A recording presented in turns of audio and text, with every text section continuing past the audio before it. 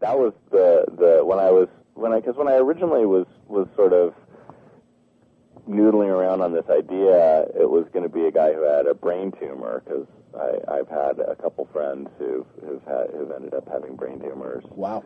And so I was just on my mind, and somebody reminded me that, you know, cancer's generally not considered that commercial of a plot twist. And yeah.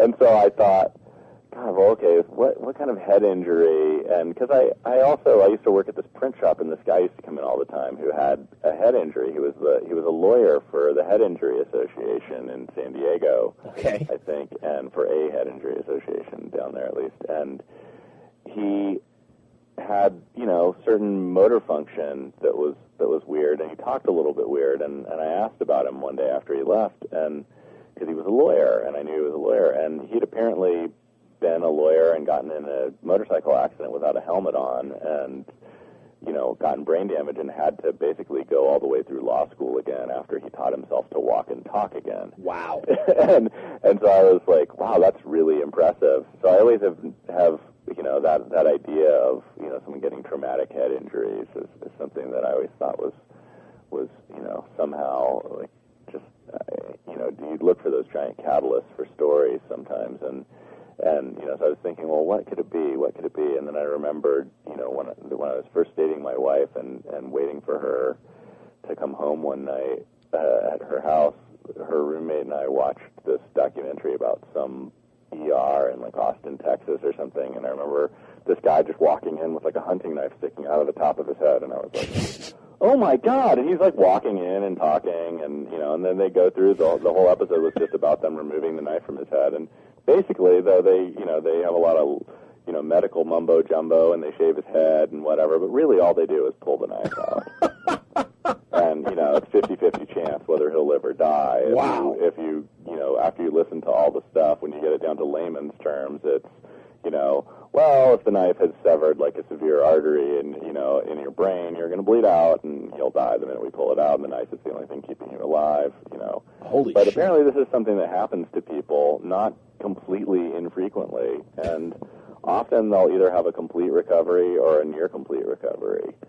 That's amazing. You know, so that was, you know, and just the idea, that image appeared to me when I was thinking about it of Zoe Bell, like, staggering, you know, and kind of leaning in a doorway, holding, like, a gun in her hand with, like, a knife sticking out of the top of her head and, like, a trickle of blood running down her face. And, you know, it ended up being a little bit different in the movie version, but it works just as well. And I swear to God, every single time someone looks at the trailer and they get to that one moment where they just go, oh my fucking God. Like, I've been in rooms of people watching the trailer and they're like, well, yeah. And then everyone instantly is like, when does that start? Well, absolutely. So, you know, and yeah, you want to see it.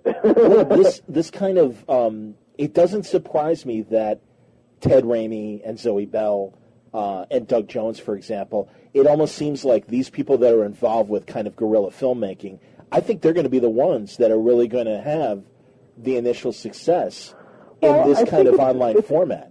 It's an interesting market because you can take, you know, Zoe Bell and you know, make something for, you know, a limited budget that just looks like a movie, basically. Sure. I mean, this is what's interesting about our thing is there's nothing about it that acknowledges the internet in any way, shape, or form. No character has a video blog.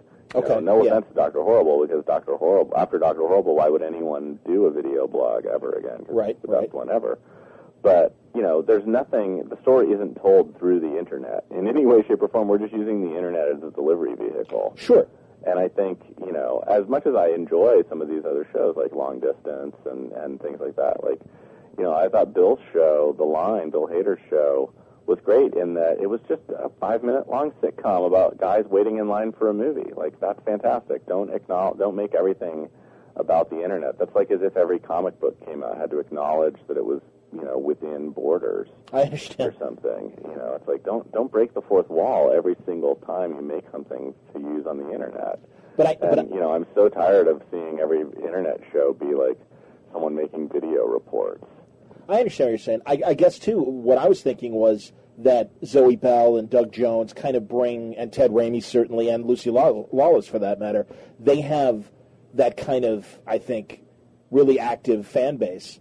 Oh, yeah. That's going to pursue them, no matter, in a Bruce Campbell sort of way, too, where, whatever he does, I'm there. I asked for Bruce Campbell, too, and was told they wouldn't even ask him.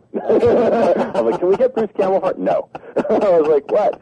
And I think it's interesting in that Zoe had no idea. I think Zoe must have been told that Lucy was going to be in it, but, Ted Raimi was there on her first day of shooting, and that was his whole scene, and I don't think she even knew, and the director just called up Ted and, talked to him about the thing and offered it to him and said he never mentioned Zoe at all. Okay. Because they didn't want to try to use Zoe's connections to try to get people, but I'm assuming that because it's Hollywood and everyone knows each other and has the internet, and Ted Raimi was already working on an internet show, so I'm assuming he, looked into it and said, oh, it's Zoe, so I'm assuming that, you don't get Ted Raimi for the role we got him for, if it's not Zoe. But maybe Ted just likes to go do stuff like that, because I'm just bummed that I missed both the Lucy Lawless days and the Ted Raimi day, because I'm the biggest Xena fan outside my wife. I'm the second biggest Xena fan in this house. That's cool. But when I know Zoe was mocking me on when we saw they showed us a rough cut of Ted's scene, and Ted came on, and after the scene was over, I started singing the Jocks Are the Mighty song. I prefer the Jocks Are the Tidy variant that his twin brothers sang at his expense to mock him for being a nerd. God. John Shulian, this great Chicago sports writer who covered boxing and was really one of my writing heroes, because I covered boxing for a long time too. Wow. He was the showrunner of Xena, and he developed the character when he was a writer for Hercules, and then got to run the Xena show and stuff. And it just kind of blows my mind about his thing. And Lucy Lawless, man, she kicked ass on Galactica. I mean, honestly, that whatever anyone thinks of Xena, I mean, really, if you see what she's done post-Xena, you have no doubt. What's that? Cool. Great. No, I think Lucy Lawless is completely underrated as much as she's already rated. I think she's really, the camera just loves her. No kidding. She's pure magnetism. I mean, the very second I saw a minute of Xena on TV when, 12 years ago or whatever, if I'd had money to fly to New Zealand, I would have been trying out for the, can I be an extra? Can she just kill me? But no, seriously, but no, she's really, she's just amazing, and I am bummed that I missed the days that she was there, but according to the producer and the director, she super loved having a part like that, because her part was written for her. Cool. I wrote it for her in hopes that we could, get her to do it, because it's Zoe, and, so there's a specific thing that's sort of a meta reference to, the Zoe and Lucy thing in their relationship. But her character in the thing is unlike anything she's probably ever played that we've seen, at least, in that she's, she plays a really fucked up, fractured, character who happens to be Zoe's, nosy neighbor from across the hall. Oh, that's cool. And, she brought in this whole, she had the makeup people put all these weird little bruises on her arms, and she brought in this southern accent, and she just got super into it, and, she was just, thrilled to have, a key role in this thing that really, she just got to come in and choose some scenery and sort of, everybody said she made everybody else better that day. like just her energy, the whole crew, everybody was just it's Lucy Lawless Day. Well, how close are we to the release of the first episode? I think it's February, so okay. Soon. I don't know. I think maybe end of February. I'm not sure. They haven't given me final stuff, but I'm assuming, since Sony seems to know how to do PR, there will be a huge PR rollout.